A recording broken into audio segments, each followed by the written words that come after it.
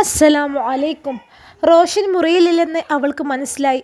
അവൾ മുടി അഴിച്ച് ആഭരണങ്ങൾ അയച്ചു തുടങ്ങി. റോഷൻ തന്ന മഹറിലേക്ക് അവളുടെ കണ്ണുകൾ ചെന്നു. അപ്പോഴേക്ക് ഡോറിൽ മുട്ടുന്ന ശബ്ദം കേട്ട് മുടി നേരെയാക്കി ഡോറിന് നേരെ നടന്നു. ഡോർ തുറന്നതും റിയയാണ് മുൻപിൽ. കയ്യിൽ റോഷൻ തനിക്ക് തന്ന അതേ ഗിഫ്റ്റ് ബോക്സ്. ഇത് ഗിഫ്റ്റ് ബോക്സിന് നേരെ ചൂണ്ടിക്കൊണ്ടാണ് അവളത് പറഞ്ഞത്. ഇത് ഇഷ തന്നു വിട്ടതാണ്. റിയ ആ ബോക്സ് അവളുടെ കയ്യിലേക്ക് വെച്ച് കൊടുത്തു. ഇതൊക്കെ അഴിക്കാൻ ഞാൻ സഹായിക്കണോ? ഏയ് വേണ്ട, കഴിഞ്ഞല്ലോ. ഇതൊക്കെ അഴിച്ച് ഫ്രഷായി വരാം. ആവശ്യമുണ്ടെങ്കിൽ വിളിക്കട്ടോ. ഡ്രസ്സൊക്കെ വാർഡ്രോബിലുണ്ട് എന്നും പറഞ്ഞ് റിയ താഴേക്ക് പോയി. ഡോർ ലോക്ക് ചെയ്ത് സേറ ഗിഫ്റ്റ് ബോക്സ് ബെഡിൽ വെച്ച് തുറന്നു നോക്കി.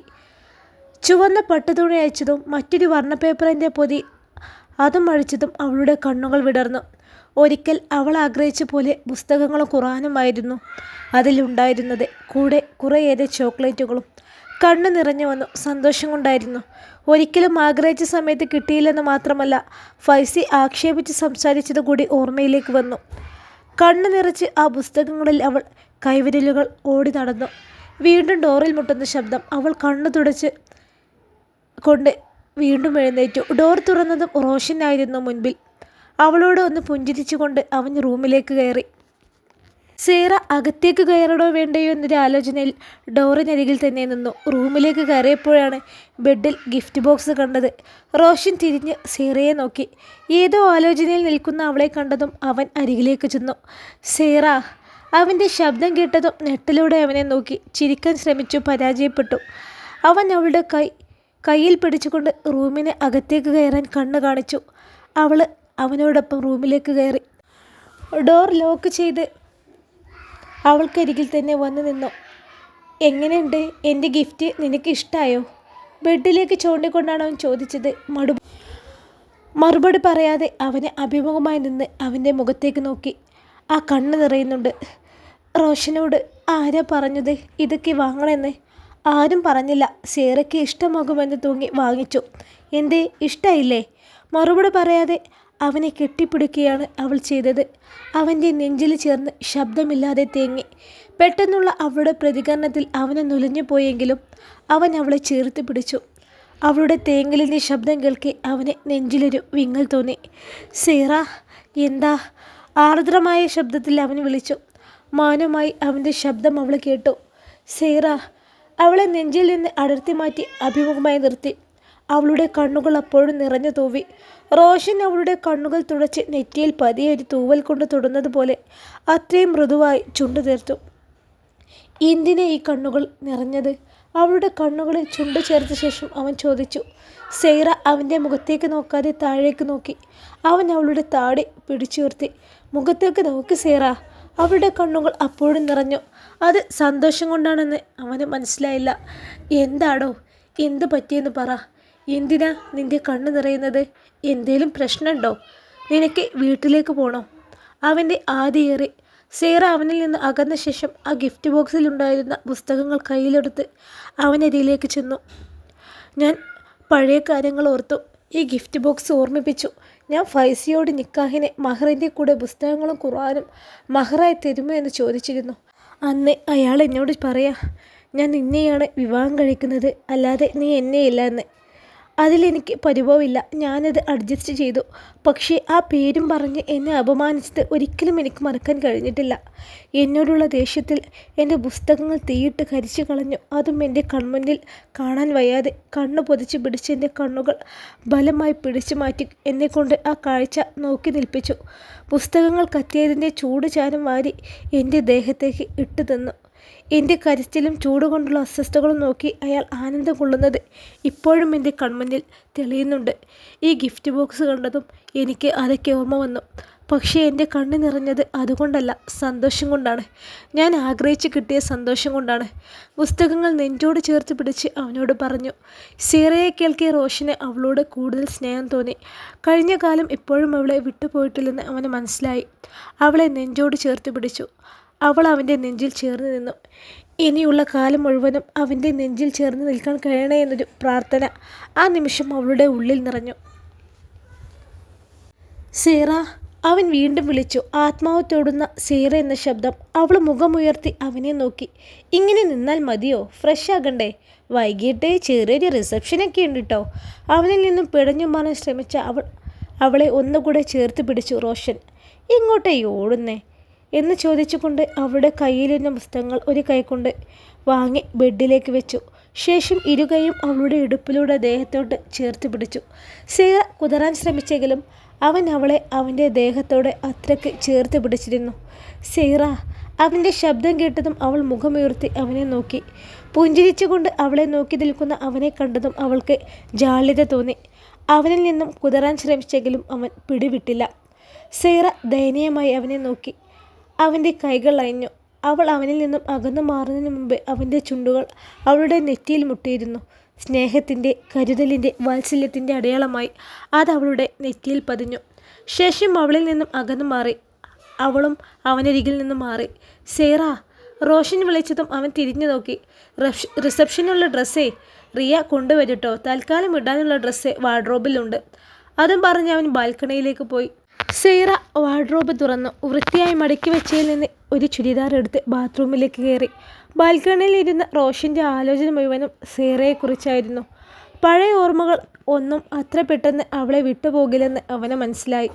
ഒരു സ്ത്രീയെ ദ്രോഹിക്കാവുന്നതിൻ്റെ പരമാവധി ഫൈസി അവളെ ദ്രോഹിച്ചിട്ടുണ്ട്. അതിൻ്റെ വേദനയിൽ ഇപ്പോഴും അവൾ വേദനിക്കുന്നു എന്നറിഞ്ഞതു മുതൽ ഫൈസിയോട് അടങ്ങാത്ത ദേഷ്യം അവൻ്റെ ഉള്ളിൽ നിറഞ്ഞിട്ടുണ്ട്. സീറ കുളി കഴിഞ്ഞിറങ്ങിയ ശേഷം മുടി ചീകി കെട്ടിവെച്ച് ഷാൾ കഴുത്തിലൂടെ ഇട്ട് ബാൽക്കണിക്ക് നേരെ നടന്നു. റോഷൻ അവിടെ ഇരിക്കുന്നത് അവൾക്ക് കാണാം. റോഷൻ ആലോചനയോടെ കൈ പിണച്ച് തലയ്ക്ക് പിറകിൽ വെച്ച് കാല് ടേബിളിൽ നീട്ടിവെച്ച് ഇരിക്കുകയാണ്. സീറ എന്ത് ചെയ്യണമെന്നറിയാതെ നിന്നു. പിന്നെ അവനെ വിളിക്കാൻ തന്നെ തീരുമാനിച്ചു. റോഷൻ! പതിയാണ് വിളിച്ചതെങ്കിലും അവൻ കേട്ടു. പിറകിലേക്ക് തിരിഞ്ഞു നോക്കിയ അവൻ സീറയെ കണ്ട് പുഞ്ചിരിച്ചുകൊണ്ട് എഴുന്നേറ്റു. വാ, ഇരിക്ക്. അവൾ അവൻ്റെ തൊട്ടടുത്തുള്ള ചെയറിലിരുന്നു. അവനും ഇരുന്നു. ഇരുവരും മൗനമായിരുന്നു. റോഷൻ്റെ ആലോചന അവൻ പോലും അറിയാതെ ഫൈസിയിലേക്ക് വൈരിപ്പോയി. അതേസമയം സീറ ആലോചിച്ചത് ഇനിയുള്ള ജീവിതം എങ്ങനെയാകുമെന്നായിരുന്നു. റോഷൻ്റെ വീട്ടുകാരും നല്ല സ്നേഹമുള്ളവരാണ്. അത് അനുഭവിച്ചതറിഞ്ഞതാണ്. പക്ഷേ ഇവിടെ വന്ന ശേഷം ചില ബന്ധുക്കൾ പറയുന്ന കുത്തുവാക്കുകൾ കേട്ടതും കണ്ണു നിറഞ്ഞു വന്നതാണ്. അപ്പോഴേക്ക് റിയ വന്ന് മുകളിലേക്ക് കൂട്ടിക്കൊണ്ടു വന്നതുകൊണ്ട് മാത്രം അവർ പറയുന്നതിൽ കൂടുതൽ കേൾക്കേണ്ടി വന്നില്ല. അവർ പറഞ്ഞത് വ്യക്തമായി കേട്ടിരുന്നു. ഈ പെണ്ണിൻ്റെ ആദ്യത്തെ ഭർത്താവ് നല്ല പയ്യനായിരുന്നു. വാശി പിടിച്ച് ബന്ധം മുഴിഞ്ഞെന്നാണ് കേട്ടത്. ഇതിനിത്ര കാലമുണ്ടെന്ന് ആര് കണ്ട്? ഒരു സ്ത്രീ പറഞ്ഞു കഴിഞ്ഞതും അടുത്തയാളും അവർക്കൊപ്പം കൂടി. വെറുതെ ബന്ധം ഒഴിഞ്ഞതൊന്നുമല്ലെന്നും വല്ലവരോടും അടുപ്പം കാണും. ജോലിക്കൊക്കെ പോകുന്നല്ലേ. മെഹ്റമോലെ പോലെ ആവുമോ വന്നു കയറിയത്? അവൾ നല്ല കുട്ടിയായിരുന്നു. ഷാനു വേണ്ടാന്ന് വെച്ചിട്ടില്ലേ? അവൾ ഇപ്പോഴും തിരിച്ചു വരാൻ റെഡിയാണ്. ഷാനുവിനെ ഇവളെ മയക്കി എടുത്തതാവും. താൻ അവർ പറയുന്നത് കേൾക്കണമെന്ന് അവർക്ക് നിർബന്ധമുള്ളതുപോലെയായിരുന്നു അവരുടെ സംസാരം. അതുപോലെ കൃത്യമായി കേൾക്കുകയും ചെയ്തു. റിയ അവരോട് എന്തോ പറഞ്ഞുകൊണ്ടാണ് തന്നെയും കൂട്ടി മുകളിലേക്ക് വന്നത്. അവൾ പറഞ്ഞത് കേൾക്കാൻ പറ്റിയില്ല. കേട്ടാലും അതൊന്നും അറിയാത്തതുപോലെയായിരുന്നു അപ്പോൾ അവളുടെ അവസ്ഥ. ആ സ്ത്രീകളുടെ ദുഷിപ്പ് പറച്ചിൽ കേട്ടിട്ട് തന്നെ അവളുടെ കാതുകൾ അടഞ്ഞു പോയിരുന്നു. തൻ്റെ സങ്കടം ആരും അറിയരുതെന്ന് കരുതി ആരും കേൾക്കാത്തതുപോലെ ഭാവിച്ചു. എങ്കിലും മനസ്സിനെ കുത്തിനോവിക്കാൻ പാകത്തിൽ അവളുടെ ഉള്ളിൽ പുകഞ്ഞുകൊണ്ടേയിരുന്നു. ഇത്തരം പല സംസാരങ്ങളും കേൾക്കേണ്ടി വരുമെന്ന് ആ നിമിഷം മുതൽ അവൾക്ക് മനസ്സിലായിരുന്നു. റോഷൻ്റെ അരികിൽ സീറയുണ്ടെന്ന് ഓർമ്മ വന്നതും അവളെ നോക്കി. അവൾ ആലോചനയോടെ ഇരിക്കുന്നത് കണ്ടതും അവൻ അവളുടെ മുഖത്തിന് നേരെ ശ്രദ്ധ ക്ഷണിക്കാൻ വേണ്ടി കൈവീശി. അതറിഞ്ഞ് സീറ ചിരിക്കാൻ ശ്രമിച്ചുകൊണ്ട് അവനെ നോക്കി. എന്താടോ ഒരു ആലോചന? ഏയ് ഒന്നുമില്ല, ഞാൻ വെറുതെ. പുഞ്ചിരിക്കാൻ ശ്രമിച്ചുകൊണ്ട് അവൾ പറഞ്ഞു. എന്തോ ആലോചനയിലാണെന്ന് എനിക്ക് തോന്നി. സംസാരിച്ചുകൊണ്ടിരിക്കെ ഡോറിൽ തട്ടുന്ന ശബ്ദം കേട്ടതും റോഷൻ എഴുന്നേറ്റു. കൂടെ സീറയും. റിയയാണ്. ഡ്രസ് കൊണ്ടുവന്നു കാണും, വാ എന്ന് പറഞ്ഞ് അവളുടെ കൈ പിടിച്ചു. ഇരുവരും ഒരുമിച്ചാണ് ഡോറിനരികിലേക്ക് പോയത്. ഒരു കൈ കൊണ്ട് റോഷൻ ഡോർ തുറന്നു. മറുകൈയിൽ അപ്പോഴും അവളുടെ വിരലുകൾ കോർത്ത് പിടിച്ചിരുന്നു. റിയ ഇരുവരെയും കടന്ന് അകത്തേക്ക് കയറി. റോഷൻ്റെ വിരലുകൾക്കിടയിൽ വിരലുകൾ എടുക്കാൻ ശ്രമിച്ചെങ്കിലും അവൻ കൂടുതൽ ശക്തിയിൽ കൂട്ടിപ്പിടിച്ചു. അവൾക്ക് വേദനിക്കാത്ത തരത്തിൽ. റിയ എന്ത് കരുതുമെന്ന് ആലോചിച്ചു. സീറയ്ക്ക് ജാള്യത തോന്നി. റോഷന് അതൊന്നും ഒരു വിഷയമായിരുന്നില്ല. റിയ ഡ്രസ് കൊണ്ടുവന്ന വലിയ കവർ ബെഡിൽ വെച്ചു. ഇരുവരെയും നോക്കി. ഞാൻ സഹായിക്കാം എന്ന് പറഞ്ഞ് അവൾ അതിൽ നിന്നും ഒരു റെഡ് കളർ അനാർക്കലി പുറത്തെടുത്തു. അതിന് വേണ്ടുന്ന മറ്റ് ആക്സസറീസും മേക്കപ്പ് ബോക്സും എടുത്തു വെച്ചു. സെയ്റ റോഷൻ്റെ മുഖത്തേക്ക് നോക്കി. ഇത്രയൊക്കെ വേണോ എന്നായിരുന്നു ആ നോട്ടത്തിൻ്റെ അർത്ഥം. വേണമെന്ന അർത്ഥത്തിൽ അവൻ പുഞ്ചിരിച്ചു. സെയ്റ ഈ ഡ്രസ്സ് ഇടൂ, അപ്പോഴേക്ക് ഞങ്ങളൊന്ന് സംസാരിക്കട്ടെ എന്ന് പറഞ്ഞ് റിയ റോഷനെയും കൂട്ടി ബാൽക്കണിയിലേക്ക് ഇറങ്ങി. സെയ്റ ഡോറടച്ച ശേഷം ഡ്രസ്സ് മാറി തുടങ്ങി. ബാൽക്കണിയിൽ റിയ നേരത്തെ ആ സ്ത്രീകൾ പറഞ്ഞ കാര്യങ്ങൾ റോഷനോട് പറയുകയായിരുന്നു. അത് കേൾക്കെ അവൻ്റെ മുഖം ദേഷ്യം കൊണ്ട് ചുവന്നു. മുഷ്ടി ചുരുട്ടി അവൻ്റെ ദേഷ്യം അടക്കി. റിയ പറയുന്നത് ശ്രദ്ധയോടെ കേട്ടു. നീ സെയ്റയെ സഹായിക്ക്, ഞാനിപ്പോൾ വരാം എന്ന് പറഞ്ഞ് പോകാനൊരുങ്ങിയ റോഷൻ്റെ കയ്യിൽ റിയ പിടുത്തമിട്ടു. ചോദിക്കാൻ പോവുകയല്ലേ, അതിന് ഇനിയും സമയമുണ്ട്, ഇപ്പോഴല്ല, ഡ്രസ്സ് മാറി വാ, ആളുകളൊക്കെ വരാനായി എന്ന് പറഞ്ഞ് റിയ അവനെ തടഞ്ഞു. സമയം പോലെ ഞാൻ ഇന്ന് തന്നെ ചോദിക്കും, നീ തടയാൻ വരണ്ട. സെയ്റ നേരത്തെ മുതൽ ആലോചനയിലായിരുന്ന കാരണം ചോദിച്ചപ്പോൾ ഒന്നുമില്ലെന്ന് പറഞ്ഞ് ഒഴിഞ്ഞു. കാരണം അറിഞ്ഞല്ലോ, ബാക്കി ഞാൻ നോക്കിക്കോളാം, നീ വാ എന്ന് പറഞ്ഞ് ഡോറിന് നേരെ നീങ്ങി. ഇരുവരും ബാൽക്കണിയിലെ ഡോറിൽ തട്ടി. സെയ്റ ഡോർ തുറന്നു. അനാർക്കലിയിൽ അവൾ കൂടുതൽ സുന്ദരിയായതുപോലെ തോന്നി ഇരുവർക്കും. റെഡ് കളറിൽ മുഴുവൻ ഹെവി വർക്കുള്ള അനാർക്കലിയായിരുന്നു അവൾ ധരിച്ചത്. റോഷൻ്റെ മുഖം അപ്പോഴും ദേഷ്യം കൊണ്ട് ചുവന്നിരുന്നു. കണ്ണുകളിലും ചുവപ്പ് രാശി പടർന്നിരുന്നു. സെയ്റ ശ്രദ്ധിച്ചത് അതായിരുന്നു. പെട്ടെന്ന് എന്താവും സംഭവിച്ചത്? ഇരുവരും തമ്മിൽ സംസാരിച്ചതിന് ശേഷമാണ് ഇങ്ങനെ. സെയ്റയുടെ ചിന്തകൾ കാടുകയറി. എന്താവും കാരണം? റോഷൻ എങ്ങനെ ദേഷ്യപ്പെടാൻ? ചുവന്ന അലാർക്കലിയിൽ സെയ്റ ജ്വലിച്ചു നിന്നു. റോഷൻ്റെ കണ്ണുകൾ അവളുടെ മേൽ പതിഞ്ഞ നിമിഷം തൊട്ടുമുമ്പുണ്ടായിരുന്ന ദേഷ്യം അലിഞ്ഞുപോയി. അവൻ്റെ കണ്ണുകളിൽ സെയ്റ മാത്രം നിറഞ്ഞു നിന്നു. അവളെ നോക്കി പുഞ്ചിരിച്ചുകൊണ്ട് അവൻ മുറിയിലേക്ക് കയറി. ഒപ്പം റിയയും. തൊട്ടുമുമ്പ് കണ്ട ദേഷ്യം മുഖത്തു നിന്ന് മാഞ്ഞ് അവിടെ പുഞ്ചിരി നിറയുന്നത് കണ്ട് സെയ്റ അതിശയപ്പെട്ടു. എത്ര പെട്ടെന്നാണ് ഭാവം മാറിയത്? അവളുടെ കണ്ണുകൾ റോഷനെ തേടി. അവൻ ഫ്രഷാകാനായി ബാത്റൂമിലേക്ക് കയറിയിരുന്നു. റിയ സെയ്റയെ മേക്കപ്പ് ചെയ്യാനും മുടി കെട്ടിവെക്കാനും സഹായിച്ചു. കേൾ ചെയ്ത് മുടി വലതുഭാഗത്ത് കൂടെ ഇട്ട ശേഷം ഇടതുഭാഗത്ത് ഷാൾ പിൻ ചെയ്തു വെച്ചു. അതിൻ്റെ ഒരു ഭാഗം സെയ്റയുടെ തലയിലേക്ക് ഇട്ടുകൊടുത്തു. അവിടെയും പിൻ ചെയ്തു വെച്ചു. മുഖത്ത് വളരെ ലൈറ്റായിട്ടാണ് മേക്കപ്പ് ചെയ്തത്. സെയ്റയെ മാറി നിന്ന് റിയ ഒന്ന് നോക്കി. അവളുടെ ചുണ്ടിലൊരു പുഞ്ചിരി വിരിഞ്ഞു. സെയ്റയെ സന്തോഷത്തോടെ കെട്ടിപ്പിടിച്ചു. സെയ്റ അവളെയും ചേർത്ത് പിടിച്ചു.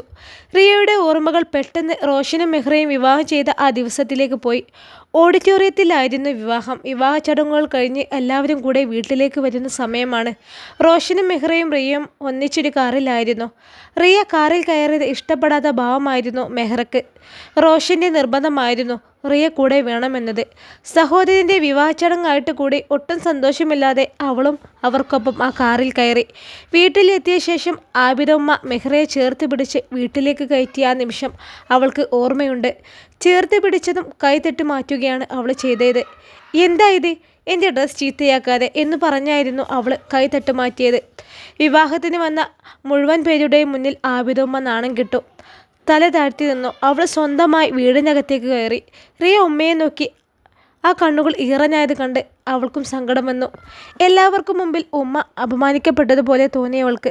അന്ന് രാത്രി മെഹ്റയെ റോഷൻ്റെ മുറിയിലേക്ക് കൊണ്ടുപോകാൻ ചെന്ന റിയയോടും അവൾ ദേഷ്യപ്പെട്ടു.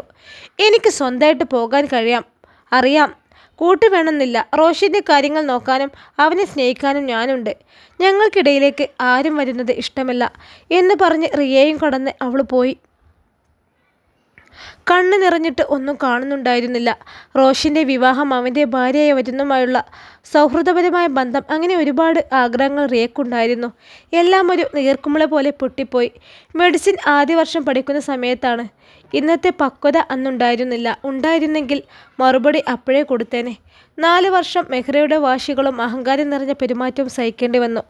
അവധിക്ക് വരുന്ന സമയത്ത് മാത്രമേ തനിക്ക് അവളെ സഹിക്കേണ്ടി വന്നുള്ളൂ. പക്ഷേ ഉമ്മയ്ക്ക് അവളുണ്ടായിരുന്ന 4 വർഷങ്ങൾ അതികഠിനമായിരിക്കണം. ഉമ്മ ഒന്നും പറഞ്ഞിട്ടില്ല, പക്ഷേ പലരും നേരിൽ കണ്ടതുകൊണ്ട് അറിയാം. പക്ഷേ ഇന്ന് സെയ്റ വന്ന് കയറിയ നിമിഷം അവളുടെ പെരുമാറ്റമെല്ലാം വ്യത്യസ്തം. വിവാഹത്തിന് മുന്നേ സെയ്റയെക്കുറിച്ച് അറിഞ്ഞതെല്ലാം ശരിവെക്കുന്ന പെരുമാറ്റം. സെയ്റയാണ് റോഷന് ചേർന്നത്. റിയ സെയ്റയെ ഒന്നുകൂടി ചേർത്ത് പിടിച്ചു. സെയ്റയോടുള്ള സ്നേഹവും വിശ്വാസവും നിറഞ്ഞിരുന്നു റിയയിൽ. ആ കാഴ്ച കണ്ടുകൊണ്ടാണ് റോഷൻ ഇറങ്ങി വന്നത്. കണ്ണും മനസ്സും നിറയ്ക്കുന്ന കാഴ്ച. മെഹ്റുമായി ഏറെ വഴക്കിട്ടത് ഉമ്മയോടും റിയയോടുമുള്ള അവളുടെ പെരുമാറ്റം കൊണ്ടായിരുന്നു. പലരും തിരിച്ചറിയാൻ ഒരുപാട് വൈകി. സെയ്റയും റിയയും ചേർന്ന് നിൽക്കുന്ന കാഴ്ച തരുന്ന സന്തോഷം ഏറെ വലുതാണ്.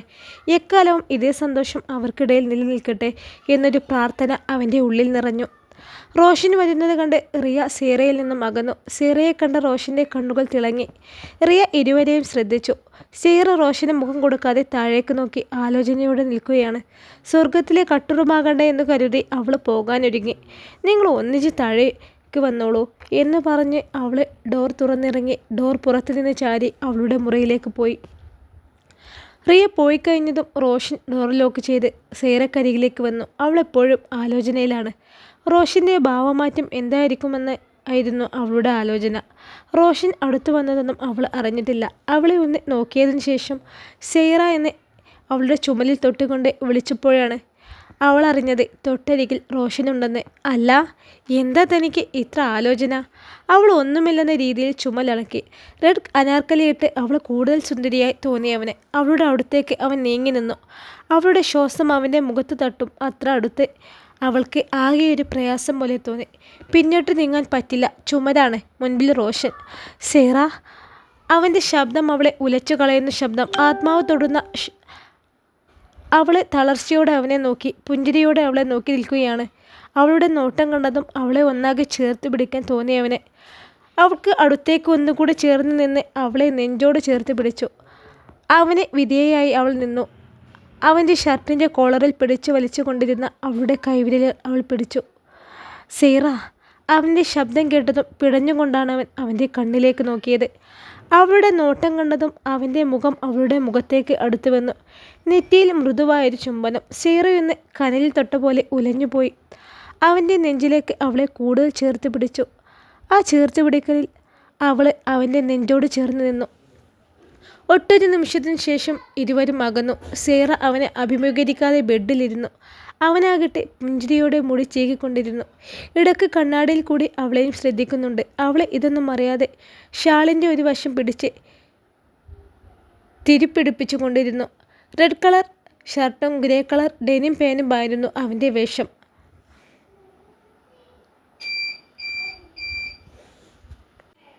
ഷർട്ട് ഇൻ ചെയ്ത് ഒന്നുകൂടെ കണ്ണാടിയിൽ നോക്കി അവൾക്കരികിലേക്ക് നടന്നു. സീറ. അവൾ പിടഞ്ഞു എഴുന്നേറ്റിരുന്നു. അവളുടെ ചുമലിൽ പിടിച്ച് അവൻ അഭിമുഖമായി അവളെ നിർത്തി. നീ എന്തിനാ ഇങ്ങനെ പേടിക്കുന്നത്? ഏയ്, ഒന്നുമില്ല, അവൾ പതിരെ ശബ്ദത്തിൽ പറഞ്ഞു. ഒന്നുമില്ലാഞ്ഞിട്ടാണോ ഞാൻ ഇപ്പോൾ വിളിച്ചപ്പോൾ നീ നെട്ടിയത്?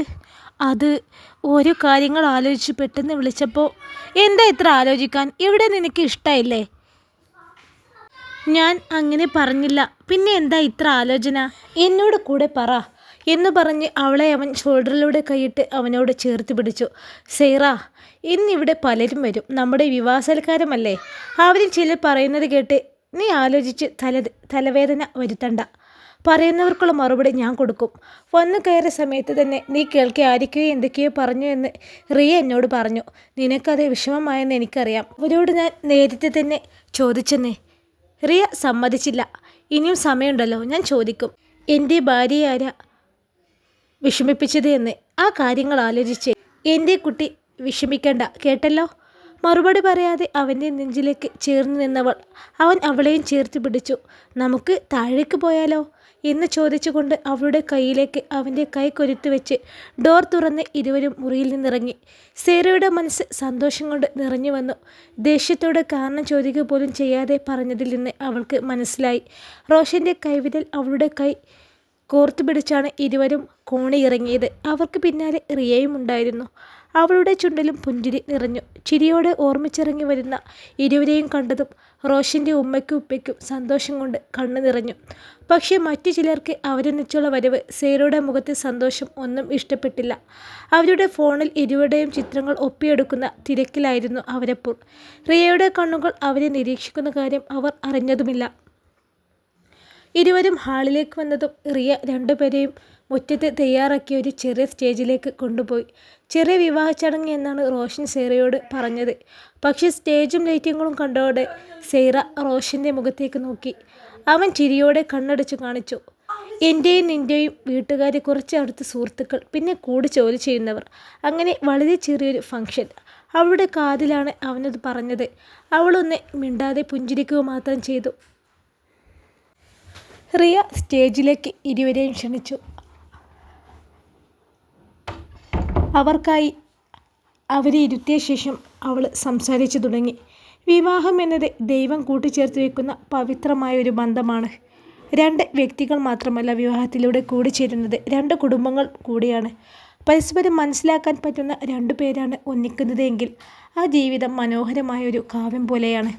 അങ്ങനെ ഒരു കാവ്യമാകാൻ ഷാനോനും സേർക്കും സാധിക്കട്ടെ എന്ന പ്രാർത്ഥനയോടെ ഞാൻ എല്ലാവരെയും ഇന്നത്തെ ചടങ്ങിലേക്ക് ക്ഷണിക്കുന്നു എന്ന് പറഞ്ഞ് അവൾ മൈക്ക് മാറ്റിവെച്ച് ഇരുവർക്കും അരികിലേക്ക് ചെന്നു. ഇൻഷാ അല്ലാഹ് ഈ കഥയുടെ ബാക്കി ഭാഗവുമായി നാളെ കാണാം. എല്ലാവരും ലൈക്കും കമൻറ്റും ചെയ്യണേ. അസ്സലാമു അലൈക്കും.